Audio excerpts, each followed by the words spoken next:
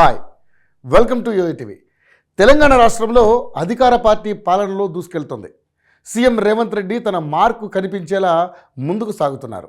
కేవలం 64 సీట్లతో అధికారంలోకి వచ్చిన కాంగ్రెస్ ప్రభుత్వం ఎన్నికల్లో ఇచ్చిన హామీలను నెరవేర్చేందుకు నానా కష్టాలు పడుతోంది. కానీ ఇప్పటి వరకు ఫ్రీ బస్సు తప్ప ఏ ఒక్క హామీని సరిగా అమలు చేయలేకపోతుంది. గులాబీ పార్టీ అప్పులు చేసిందని ఆరోపణలు చేసిన కాంగ్రెస్ ప్రభుత్వం ఇప్పుడు సంక్షేమ పథకాలను అమలు చేసేందుకు అప్పులు చేస్తోంది. ఇక తెలంగాణలో ఉన్న 33 జిల్లాలను 17 జిల్లాలుగా చేసి మరో 18 జిల్లాలను రద్దు చేసే యోచనలో రేవంత్ రెడ్డి ప్రభుత్వం ఉన్నట్లుగా తెలుస్తోంది. దీనికి సంబంధించిన ఓ వార్త నేషనల్ మీడియాలో ప్రచురణ అయింది.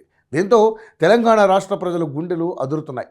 తెలంగాణ రాష్ట్రంలో జిల్లాలను రద్దు చేస్తే తీవ్ర పరిణామాలు ఉంటాయని చెబుతున్నారు. అయితే తెలంగాణ రాష్ట్రంలో 18 జిల్లాలు రద్దు చేస్తే ఎలాంటి పరిణామాలు ఉంటాయో ఇప్పుడు తెలుసుకుందాం.